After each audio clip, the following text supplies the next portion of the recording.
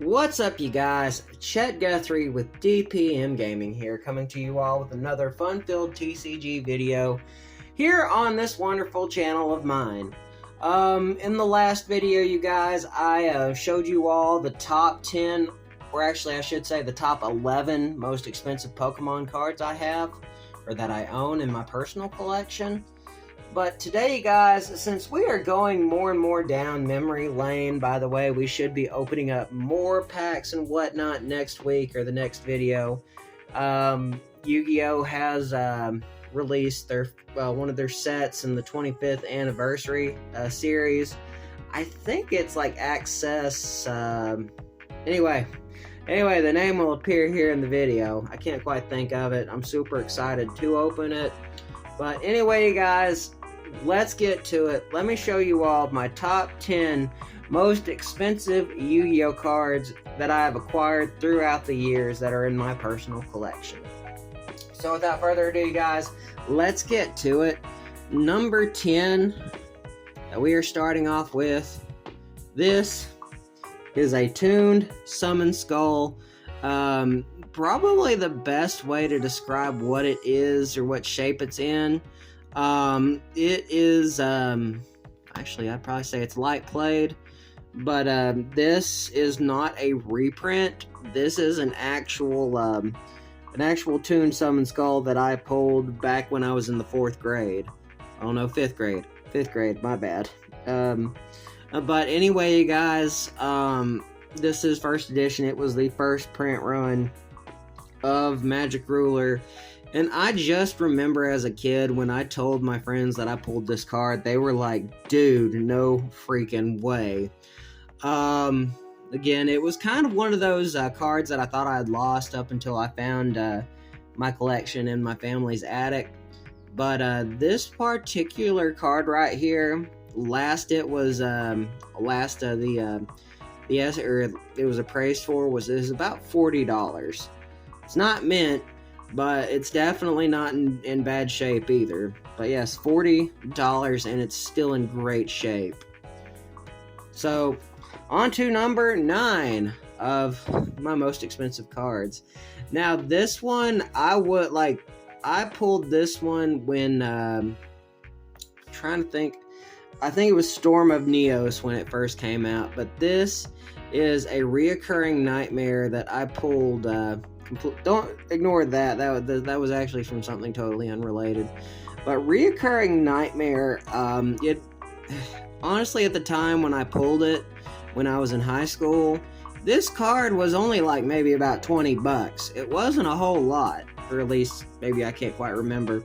But when I had found my collection again, or I should say once more, this card is about an $86 card. So, I mean, I'm very fortunate that I found it when I did, because to this day, it's still in practically mint condition. I never took it out, and I'm just glad that I have it. Yes, it is something that I've held on to for this long, and I thought, honestly, it wasn't really worth anything until I got it appraised. So, kids, adults, get your cards appraised. Some of those cards might actually be worth a crap ton. But on to number 7 of my most expensive cards, and this is the 25th anniversary edition of Dark Magician, the original Bandai art. This one I tried so hard to pull. I eventually just went and bought it as a single, but this card right here, it is a celebration of Yu-Gi-Oh's 25th anniversary. It came out in Battle of Chaos, but it wasn't an actual part of the set. You had to still pull it though. At the time, I think I paid about $110 for it. Currently, it sits at about $98, I believe. So still, even after about a year and a half, it still has retained its value pretty well. But I'm very glad I pulled one. I bought one. Well, not pulled one. I bought one just to end opening up. I think at the time I opened like 5 5 boxes of Battle of Chaos, and I was like, you know what? I'm just done. I'm not putting up with this anymore. But that is the story behind that Dark Magician. And now on to number 6, which is another, I kind of gave it away, another Dark Magician. However, this Dark Magician, this is the Dark Magician that came out in the 10 series that came out back in 2002, 2003, I believe. This one, just because they're very hard to pull, like typically with the 10s back then, these cards would like get scuffed, get bent, everything you can think of. And this card, I think I paid like, I want to say I paid like $120 for. And to this day, I still think it's real, or it's still held its value very well. It is a classic card. This is the original art, one of the original artworks of Dark Magician, and probably one of my most favorite, because this was also the starter deck artwork that kind of kicked off the whole Yu-Gi-Oh franchise. Anyway, the whole Yu-Gi-Oh saga. Anyway, I've done enough talking. Let's get on to number, I believe this one would be number 5. Yes, number 5. And this is a Gladiator Beast Heraklinos. This one, again, I pulled back when I was in high school. This is kind of when I stopped collecting Yu-Gi-Oh! Like hardcore for a very long time before I got into it. But Gladiator Beast Heraklinos, at the time, it was about $120 card, and then it dropped down to about $46 for a while. But when I came back into collecting, I think this card was worth $120. I think it was about $120. But it is first edition. It is in good mint condition. Don't know about gem mint though. Actually, I think I may have mixed those. I think this one was actually about a $98 card. I think I may have switched the 2 Dark Magicians. My apologies on that. But anyway, as you all can see the blue, and you already know that I have an Obelisk, the Tomentor. Sorry, I tried being a Kaiba. This one is number 5. Now, this Obelisk, the Tormentor, the Tormentor right here, this is a Shonen Jump promo that I got when I was in the 8th grade. And again, last I had it appraised, it sat at about $96. Actually about 92. But anyway, I've held on to this one for a very long time. The only Egyptian god out of the original Egyptian god prints that you could say, the only one that I don't have is a Winged Dragon of Ra, and that one can get kind of pricey if you've been an old school collector as long as I have. So anyway, on to number 4, and as well with being an Egyptian god, this is my Slifer the Sky Dragon print. Again, it is one of the original prints from the Yu-Gi-Oh! Trading card game. This one came out as another promo in the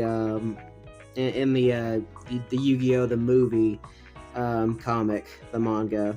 And there wasn't all that many books on that, I don't believe, that released.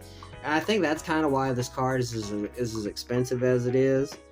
But that's how I acquired this card. I never opened it up out of its pack.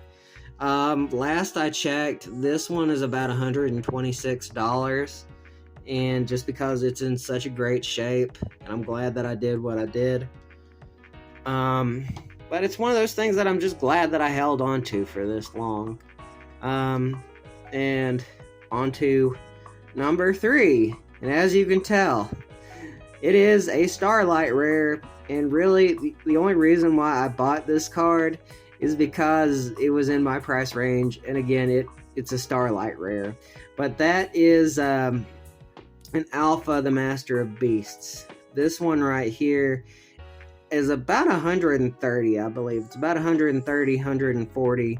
And that's pretty much the only reason why I bought it, because at the time it was the only Starlight rare that was in my budget, and I don't intend on buying another Starlight rare. I mean, I typically open up these packs on my channel just so I can say maybe I'll have the chance to pull one of these beautiful and expensive and sought after cards, but I just bought one just to say that I have one, and that way I never have to complain about it. But now we are on down to the last two cards. These are the most expensive cards that I own. And again, they came from the cards that I thought I'd lost in my collection. But number two is a near mint Satellite cannon from Dark Revelation 4. Now, if you are an old school collector like I am, you will know that Dark Revelation 4, they never released it as a pack. This is kind of when Yu-Gi-Oh! Was slowing down in popularity for a while. But Satellite Cannon, this is about one of the rarest cards you can pull. It is a secret rare, and it is really good for what it does. I had this one appraised, and I brought it into my friend Matt, and the look he gave on my face when he found out how expensive this card is, he had a look of, oh my god, how have you held on to this long, and how is it in such great shape? This card right here is about $225. Yes, it is $225. An original Satellite, well, I won't say an original Satellite cannon, but Satellite cannon from Dark Revelation 4. And to this day, it is absolutely beautiful.